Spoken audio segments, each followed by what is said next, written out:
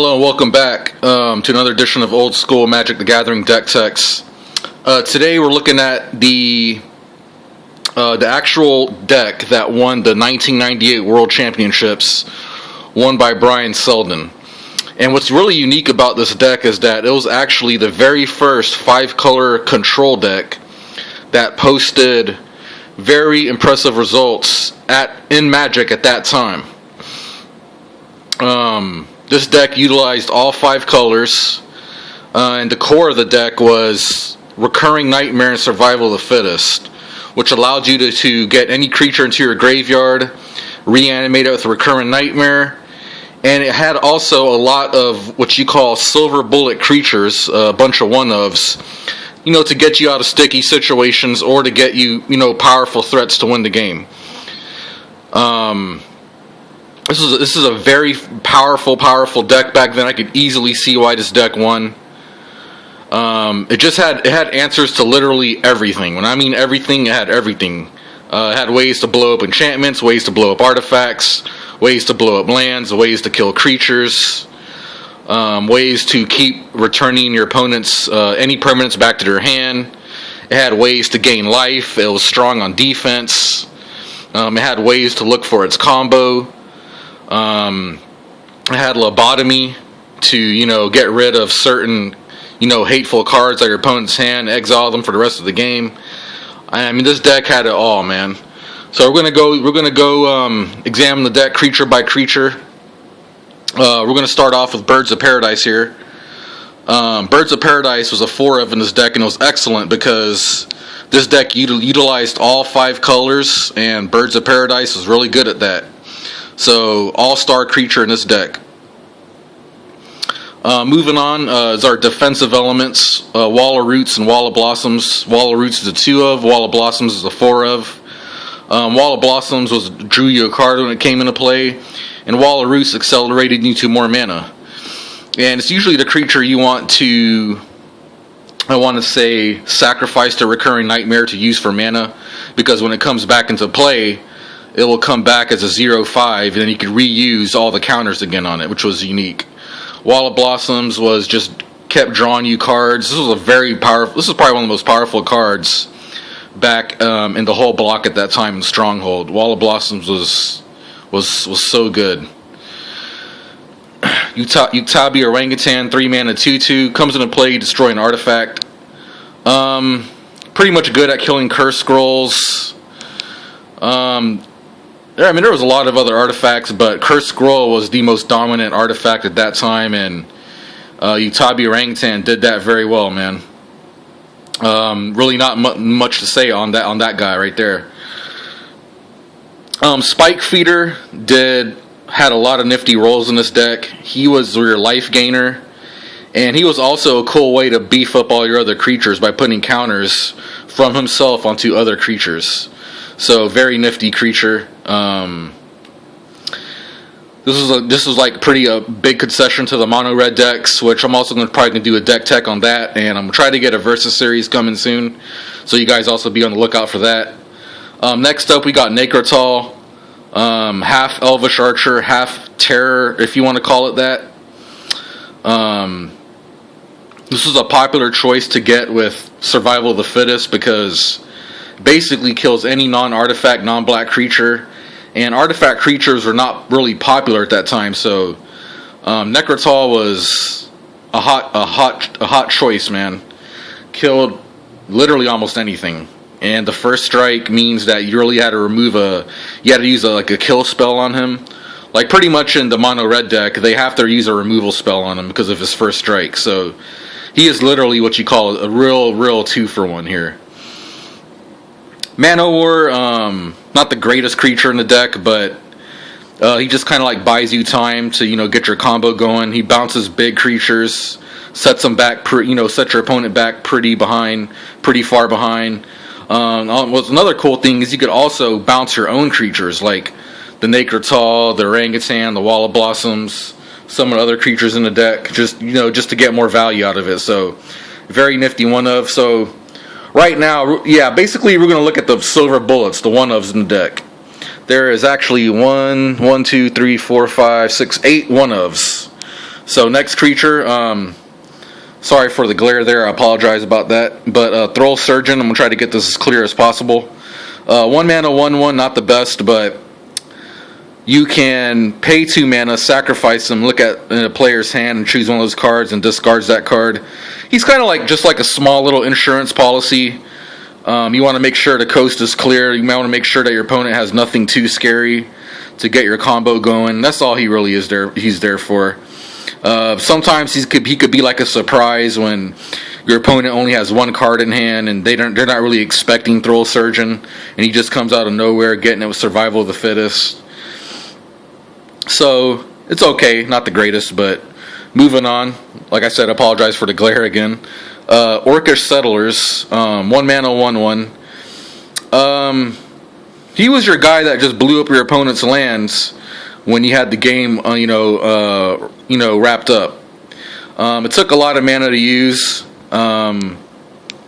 but sometimes he would do the job. He would destroy 3 or 4 lands, and sometimes that would actually be enough. So that's what Orcish Settlers did. Moving on, Tradewind Rider. This is one of the premier headache creatures of the deck. 4 mana, 1/4 flyer. Once you got enough creatures in the play, you could tap 2 creatures and return not just a creature, but any permanent back to your opponent's hand. And you could also return your own creatures. So he's kind of like a built-in mana war once you get to get your creatures going. But if your opponent couldn't deal with this guy and he start churning out creatures, it's just going to look real ugly. You just start, after a while, you just start bouncing lands. They're not going to be able to attack after a while because they play their creature and you just keep bouncing it over and over and over again, and it just becomes a real pure headache.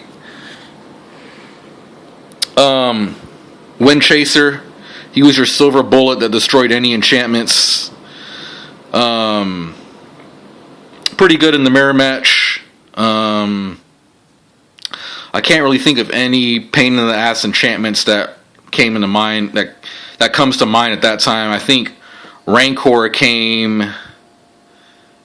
Let's see, Urza's Legacy. Yeah, so yeah, Rancor came 1 set later. So I mean, it's just still a nice bullet to have. 2/2 flyer, not too bad, but he was one of the reasons why the deck worked so well, because just versatility, man. This deck had nothing but pure versatility, and Cloud Tracer Eagle was one of them. Spike Weaver, another pure headache creature in the deck. 4 mana, 3/3. Came to play with 3 counters. You could pay 2 mana, remove a +1/+1 counter from him, and put a +1/+1 counter on target creature. So he was kind of like similar to Spike Feeder, except his other ability was, which was really cool, was you could remove a counter from him and creatures deal no combat damage this turn, which was Fog. So another really efficient creature in the deck when you got the game wrapped up, or if you're under like a real life, low life total and your opponent can't burn you out. Spike Weaver was usually your target, and you just want to keep fogging over and over and over again. Next up, we come up to the premier win conditions of the deck. Verdant Force and Spirit of the Night. Verdant Force was a nightmare for the red decks because he was too big for the burn spells to actually burn him out. And if they did somehow burn him out miraculously, then you could just reanimate him back with Recurring Nightmare. But the cool thing about Verdant Force was that he makes 1/1s not on your turn, but also on your opponent's turn every turn. Each player's upkeep, you're getting a 1/1. And the cool thing with those 1/1s, you could actually use those 1/1s to sacrifice those tokens to Recurring Nightmare and not actually use any of your creatures, which was really cool. Or you could just use the 1/1s to chump block, whatever, vice versa. Awesome creature in the deck. Spirit of the Night, apologize for the glare, I'm trying to make it clear here. There we go. Okay, he was a 9 mana, 6/5 flyer. He was basically, when you want to end the game, a little more quickly, because he actually had haste. Back then it was still called Unaffected by Summoning Sickness. He had 6/5 flying trample, protection from black, so you couldn't dark banish him, you couldn't Necrotal him. He was only first strike when attacking. I don't know why, I should have just gave him first strike to begin with. But the cool thing about this guy was that when Spirit of the Night first came out, he was an awesome creature, but the theory was that he was too much mana to play, and the power of this deck, you could actually see, like, you could actually put out a Spirit of the Night on turn 4 attacking, which is pretty impressive with this deck. That just shows you the power of how powerful these two enchantments were right here. Like, these two enchantments was pretty much the bread and butter of the deck. So that pretty much wraps up all the creatures, and there's very few instants and sorceries in deck. Let's take a look at those and some artifacts. Scroll Rack, 2 mana artifact. You can actually pay 1 mana, choose any number of cards in your hand and set those cards aside. Put an equal number of cards from the top of your library to your hand and put the cards set aside in this way on top of your library in any order. So this was like pretty much your combo piece finder. The cool thing was if your hand was full of nothing but bad cards, you could scroll rack all those cards aside, search a new 4 cards, and then instead of drawing those next 4 bad cards, you could pitch a creature to survival of the fittest, reshuffle your library, use scroll rack again, and get a whole brand new hand essentially. So scroll rack was just kind of like your somewhat of a Sensei's Divining Top back then, but it's still an awesome card for this deck. Firestorm, 1 mana, choose and discard X cards, and it dealt X damage to each of X target creatures and or players. So just that one thing you have to keep in mind, that the damage is not split or divided among as you choose. A lot of people get confused on this card, so like an example would be if you have 4 cards in hand, you could pitch 4 cards and cast this, and you could deal 4 damage to 4 separate targets, whether it be creatures or players. So the idea behind Firestorm was you have a whole bunch of creatures in hand, you pitch them, you discard them all to Firestorm, get them back with Recurring Nightmare, and you're not even really losing no value, and you can wipe your opponent's board of all his creatures, which is pretty handy. Lobotomy, I didn't know really why this was in the deck at the time. I guess it was just kind of like a way to, make sure, combined with Throll Surgeon, this is like your hand disruption, just a way, like if you want to get rid of a Hammer of Borgarden or something, you just want to make sure that you're not doing anything too crazy. Lobotomy was this card. Basically 2 colorless, 1 blue and 1 black sorcery. You look at their hand and you extirpate any card that's pretty much a non-basic land. So it was kind of more like one of those more like a add more injury to insult, I guess you could say. Alright, so moving on to the land base. 5-color control deck here. Here's the lands that produced that gave us all 5 colors to begin with, including the 1 gemstone mine. I'm pretty sure what you guys know what all these lands do. City of Brass gave you all 5 colors, but whenever it became tapped, you would take a damage, but the damage was not really irrelevant because you have so many ways to gain life in this deck between the Spike Feeder, you got a Staunch Defender in the sideboard. You also have a play set or 2 of each of these pain lands right here. Carpulsum Forest, Underground River. Same thing. You're not really like the life loss is not really that bad in this deck, even against Mono Red Burn, which I'm going to do a deck tech on. It's still like not even really that bad. Sometimes it is, but I will say majority time it's not. You combine those lands with the Reflecting Pool. Tap this land, add 1 mana of any type of land that you control could produce. So if you play City of Brass first and then this, your Reflecting Pool is going to give you mana of any color, which is pretty nice. Here's our somewhat utility land of the deck, Volroth Stronghold. Very powerful card back in the day in the Stronghold.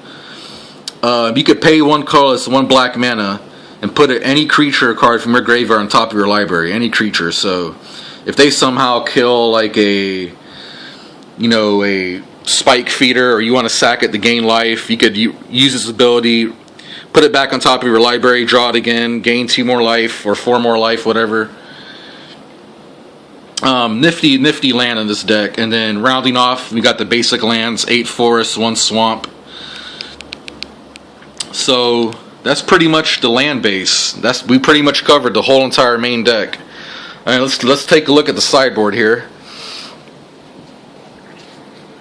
Some weird, unusual choices. First off, let's start off with Staunch Defenders. 5 mana, 3/4. 3 comes into play, you gain 4 life. Looks like one of those cards you would actually play in Tempest Limited. I'm not even sure if this card is really rare or not. I mean, this Tempest block, you couldn't really tell. It's not like their symbols were gold or anything like that. Everything was black. So, he comes in against the red decks. It's a huge nightmare for them.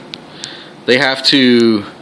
It's just really hard for them to do what their game plan is to try to burn you out, because you're going to be playing a whole bunch of walls, and Staunch Defender just makes it that much harder for them, for them to kill you. So Boil, this was in concession to the mono blue control decks. The mono blue, it was pretty much like if you guys remember the Randy Bueller decks, whole bunch of counter spells, a whole bunch of card draw. They would use quicksands for like creature removal and some bounce spells, and Boil is just a way to one-side Armageddon them pretty much. Like if you hit them with a Boil 1 or 2 times, it's just really hard for them to come back. I believe Emerald Charm was actually for the mirror match to destroy the Survival of the Fittest or Recurring Nightmare. But back then, Mirage and Visions had these weird names for enchantments, like global enchantments, and he had like world enchantments. So it was just a little weird. You could untap target permanent or make a creature lose flying. I think making the creature lose flying was pretty much irrelevant, but sometimes you could use the untap target permanent to untap one of your creatures and block something. Moving on, Phyrexian Furnace was your graveyard hate. This is what you call your Relic of Progenitus back then, sort of. Not as good, but it did the job. 1 mana comes down. You could tap it, remove the bottom card of target player's graveyard from the game. So this was also, I guess you could say, for the mirror match. You could also bring it against the mono red decks, because it also has the ability of you could pay 1, sacrifice it. You could actually remove target card in any graveyard from the game and then draw a card. So this was actually good at exiling the Hammer Borgardens when the games go long, because that was like their main way to kill you, between that and Cursed Scroll, when the mono red decks could not attack through. So Phyrexian Furnace was just there to mirror match mostly and to exile the hammers. Dread of Night, this was against the white weenie decks, because that deck was very aggressive, and it would take some time for this deck to set up. But it was pretty much just for the the white weenie decks. Nothing much there. Pyroblast was a way to ensure that your enchantments resolved. Comes in really pretty much against the blue-red counterburn decks, the mono-blue decks. Good at killing, blue creatures if they had it. Sometimes you would have to, waste this on a Frenetic Efreet. Seems kind of bad, but sometimes you do what you had to do. But it was just a way to ensure that your Survival of the Fittest and Recurring Nightmares could resolve, because once you resolved them, it was like your opponent couldn't really do much. They had very few ways to interact with, of you searching your creatures, discarding your creatures, reanimating your creatures. And Hall of Gemstone is our last card we're going to be talking about. Quite a weird choice. During each player's upkeep, 3 mana enchantment, each player chooses a color. Until end of turn, each mana producing land produces mana of the chosen color instead of its normal color. I don't know, this one seems like really iffy to me. I guess it was just a way to mana fix you somehow, but I didn't really understand that, because between pretty much had good mana fixing between your lands, your Birds of Paradise, your Wall of Roots. So I'm not really sure why the card was in the deck. I'm not even really sure if Brian Solda even used it that much at that time during the World Championships, but hey, it won him the World Championships. So overall, a very strong deck, very powerful, has so much utility, so much versatility, tons of silver bullet creatures to get you out of any bad situation you're in. You guys stay tuned for more deck techs. I got a ton more coming up. I'm going to be doing some more other videos too, not just deck techs. Be talking about modern ban list and cons of Tarkir Impact and all that good stuff. So you guys stay tuned, and thanks for watching.